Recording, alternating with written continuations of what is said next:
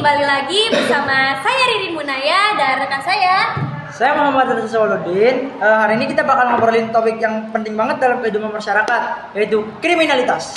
Yap, kriminalitas itu bukan terjadi hanya di tempat sepi saja, akan tetapi bisa terjadi juga di tempat ramai, contohnya di pasar ataupun halte bus. Nah, hari ini kita bakal bahas kasus nyata tentang penjamretan di area pasar dan gimana masyarakat serta pihak berwenang menanggapinya. Kita juga sudah kedatangan para narasumber. Ada korban, pelaku, polisi, dan warga. Oke, tanpa lama-lama kita langsung saja ke intinya. Di sini kita akan menanyakan kepada korban terlebih dahulu. Di sini saya sudah dengan bersama Teteh. Siapa Teh? Saya Teh Anul. Saya Teteh Safira. Oke, di sini kita ingin mendengarkan sedikit ceritanya bagaimana tragedi itu bisa terjadi. Apakah bisa diceritakan, Teh? Boleh. Nah, jadi waktu itu aku sama Safira lagi ke pasar dan posisinya itu aku lagi ngeluarin HP kan buat pesan ojek online karena kan kita ke pasar tuh nggak bawa kendaraan ya, jadi harus pesan ojek online. Nah, pas aku ngeluarin dompet nih, terus mau buka HP, tiba-tiba ada orang yang langsung narik HP aku gitu aja. Aku juga kaget dong, tiba-tiba tuh. Iya, aku juga ada di samping Anul, tapi pelakunya ngelariin diri ke arah parkiran motor. Banyak juga warga sekitar yang melihatnya, tapi tidak sempat membantu aku dan Anul. Wah, itu pasti bikin trauma banget ya, Teh. Apalagi itu kan tempat umum ya, bisa dianggap tempat yang paling aman lah, ramai juga ya, Teh. Iya, semenjak saat itu aku belajar lebih buat hati-hati, buat waspada, buat ngeluarin barang berharga di tempat yang ramai. Enggak, walaupun di tempat ramai bisa aja tuh kayak tadi kejadiannya terjadi. Oke, makasih banyak ya Teh udah mau sedikit menceritakan bagaimana terjadi cerita itu, kejadian itu. Baik, selanjutnya kita akan menanyakan kepada saksi mata yang dimana kejadiannya itu di pasar dan ada beberapa saksi mata, betul tidak Teh? Betul. Oke, di sini kita bersama dengan Mbak siapa Mbak?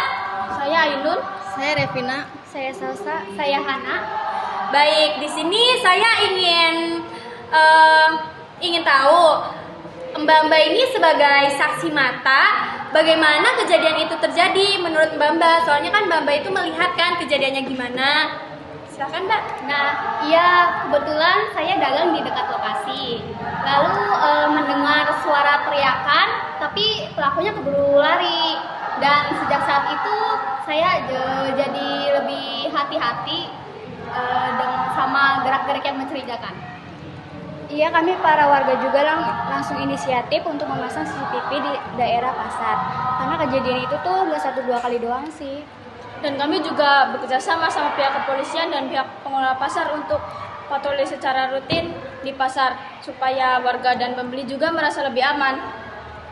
Selain itu, kita juga membuat grup WhatsApp supaya saling berkabar kalau ada hal yang mencurigakan, biar bisa cepat ditangani supaya tidak makin parah. Wah, keren banget nih. Ini contoh nyata kerjasama sosial yang bisa membantu mencegah kriminalitas di lingkungan sekitar loh. Terima kasih ya Mbak sudah menceritakan Terima kasih. sebagai saksi matanya. Oke guys, lanjut aja kita sekarang ke siapa?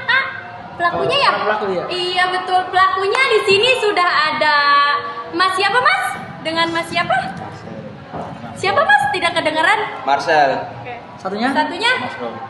Oh, iya. Mas Marcel. Baik. Mas Rum. Nah, di sini disclaimer sedikit ya guys, kita itu ada pelakunya, akan tetapi mereka diawasi oleh kepolisian, jadi aman ya. Mereka di sini bukan kabur, tapi mereka di sini memang ada pengawasannya.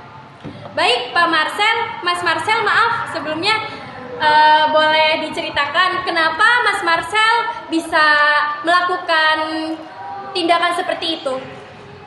Ya, waktu itu saya lagi nggak punya pekerjaan sama sekali dan kondisinya sedang pepet banget. Terus saya lihat orang megang HP di tempat rame. Saya tergoda, saya tahu itu salah, tapi itu saya nggak mikir panjang. Tapi saya mengikuti Marcel, cuma disuruh sama Marcel.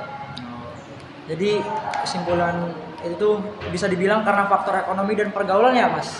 Ya benar, kalau saya punya pekerjaan tetap dan berada di lingkungan yang baik mungkin ini nggak akan terjadi. Oke guys, di sini adalah contoh tekanan ini ya, ekonomi. Mereka tuh gimana ya, terpengaruh ke pergaulan juga sehingga bisa memicu kriminal karena mereka tidak bisa mengenal diri mereka sendiri. Sekarang kita langsung ke pihak polisian dengan Bapak siapa? Bapak Sugis. Gimana langkah dari pihak polisian itu menangani kasus seperti ini Pak? Bu? Begitu laporan ada, kami langsung memeriksa CCTV di area pasar. Dalam waktu 2 hari, pelaku berhasil kami identifikasi dan tangkap. Tapi yang lebih penting itu kami juga sering melakukan edukasi kepada masyarakat tentang pencegahan kriminalitas seperti tidak membawa barang berharga dan mencolok dan selalu waspada di tempat yang umum. Oh gitu ya Bu. Berarti keamanan itu memang bukan tugas kepolisian saja ya Bu? Betul banget, masyarakat juga punya peran besar dalam menjaga keamanan lingkungannya. Dari pembahasan hari ini, kita bisa simpulkan bahwa kriminalitas bisa terjadi di mana saja. Bahkan di tempat yang dianggap aman pun bisa terjadi kriminalitas seperti penjabretan yang sedang dialami oleh teteh ini ya. Nah, penyebabnya itu biasanya bisa terjadi karena faktor-faktor yang pertama itu seperti tadi cerita Mas Marcel ya Mas, karena faktor ekonomi dan juga lingkungannya Mas Marcel mungkin anak pergaulan bebas ya Teh, jadi ya bisa melakukan tindakan seperti itu. Tapi kasihan juga jadinya Teh Safira dan Teh Anul. Untuk Mas Marcel lain kali tidak usah seperti itu lagi ya Mas. Untuk Bapak dan Ibu tolong beri tindak lebih lanjut karena mereka masih di bawah umur.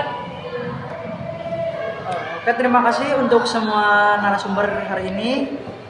Buat Teteh Anul, Teh Safira, Mbak Ainun, Mbak Ravina, Mbak Salsa, dan Mbak Hana, serta Bapak Sugis Purwanto dan Ibu Winda yang udah berbagi cerita dan pandangannya pada hari ini. Oke guys, semoga podcast kali ini bisa bermanfaat bagi kalian semua dari cerita yang sudah diangkat oleh Teh Anul dan Teh Safira. Jadi di sini kita mengajarkan kalian untuk lebih waspada dan bisa hidup sesuai dengan norma dan harus bisa menjaga keamanan juga. Baik, untuk narasumber yang sudah kami undang dan udah hadir, terima kasih banyak dan terima kasih juga kepada pihak kepolisian yang sudah mengawasi mereka, dan terima kasih untuk Teteh sebagai korban dan Mbak-mbak sebagai saksi mata. Baik guys, kita tutup di sini. Jangan lupa kalian like, komen, dan subscribe. Oke. Jadikan podcast kita ini sebagai pembelajaran ya guys.